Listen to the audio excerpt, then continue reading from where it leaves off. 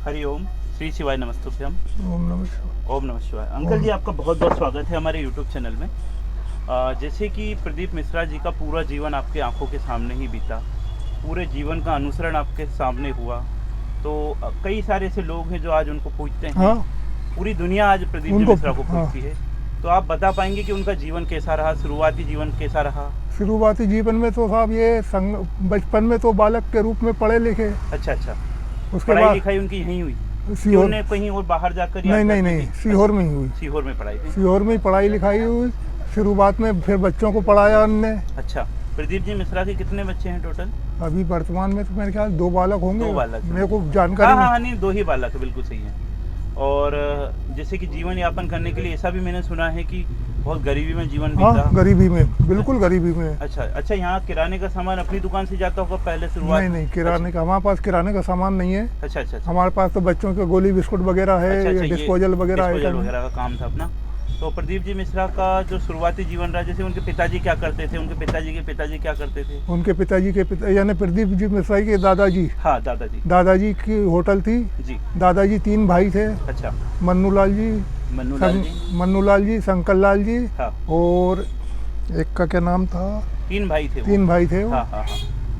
और उनका भी पंडिताई का काम था, प्रवचन का? उनका होटल का काम था। अच्छा, होटल थी पहले। उनके बालक अभी सर्विसों में हैं। अच्छा। सारे लोग सर्विस करते हैं। तो नहीं करी है। पंडिताई सिर्फ गुरुजी ने की।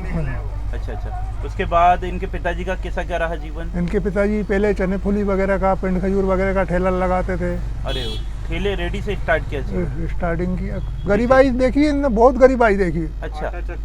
आटा चक्की थी एक, आटा चक्की से अपना जीवन करते थे। इन प्रदीप मिश्रा, इनके बड़े भाई दीपक मिश्रा, छोटा भाई के नाम से विनय। हाँ। वो उनका यापन जीवन कराया, उनको पढ़ाया लिखाया। गुरुजी ने ये जिम्मेदारी उठाई? नहीं, गुरुजी ने नहीं, इनके पापा जी ने। अच्छा, इनके पिताजी ने सबका जिम्मेदारी उठाई? तीनों भाइयों की जिम्मेदारी। अच्छा, सबसे बड़े कौन इनमें से तीनों भाई में से? दीपक मिश्रा जी सबसे बड़े हैं, और प्रदीप जी मिश्रा बीच वाले? बीच में हैं। और इनकी माता जी ने भी संघर्ष किया, मैंने सुना वो उनकी मशीनें भी थी, सिलाई भी करी। क्या नाम से स्वेटरें बुनी धूप में बैठ के, चादर पे बैठ के। अच्छा।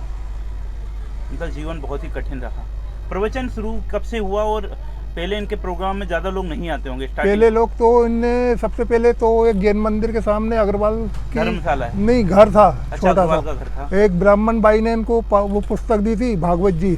कहने लगे बालक तू इधर उधर घूमता रहता, वो भी ब्राह्मण थी। अच्छा। तो कहने लगे बालक तू घूमता रहता है, ये भागवत ले, इसे पढ़ा कर।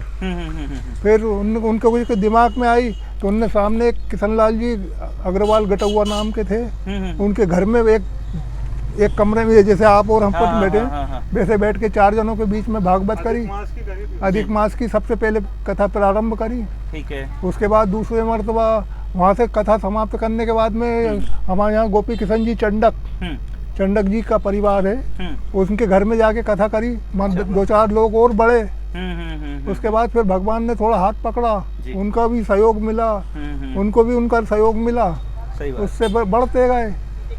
बहुत अच्छा। यानी कि पूरा जीवन प्रदीप जी मिश्रा का संघर्ष में रहा। अब थोड़ा वर्तमान में परिस्थिति अब अच्छी है। ठीक। अच्छा, वो अब यहाँ पर नहीं रहते इस घर में? इस घर में नहीं रहते। अब तो उन्होंने और कई जगह ले लिया घर? नहीं, ये यहाँ पर अपने यहीं बस स्टैंड के आसपास, बस स्टैंड के यहीं पोस्ट ऑफिस से बिल्कुल थोड़ा बहुत इधर। आजकल तो उन्हें सभी नहीं है, भगवान की कृपा से, मदन मोहन की कृपा से, भगवान शंकर की कृपा से उनका पूरा जीवन कथाओं में व्यस्त है। हाँ, व्यस्त है। एक कथा नहीं होती उससे पहले 4 कथा एडवांस में है, पहुँच नहीं पाते। उनसे कथा करवाना चाहता है, हर आदमी उनसे जुड़ना चाहता है। चलिए, बहुत अच्छा लगा आपसे बातें करके। प्रदीप जी मिश्रा के संघर्ष के जीवन की कहानी हमने सुनी। किसी भी बड़े व्यक्ति का जीवन आसान नहीं होता, संघर्ष करना पड़ता है। सीखने को मिलता है कि उन्होंने कभी हार नहीं मानी। और जब उनके पास 5 व्यक्ति सुनने आते थे कथा, तब से वो सुना रहे हैं। एक व्यक्ति था, 2 व्यक्ति, 1 व्यक्ति 2 व्यक्ति उनकी कथा में सम्मिलित होते थे, लेकिन आज लाखों की तादाद में जुड़े हुए हैं। पंडाल भरा हुआ, और लोग 1 से 2 लाख लोग तो उन्हें लाइव देखते यूट्यूब फेसबुक पर। तो उनके बारे में जानकारी मैंने आप तक पहुंचाई। वीडियो अच्छी लगे तो जरूर लाइक कीजिएगा। ओम नमः शिवाय। श्री शिवाय नमस्तुभ्यम।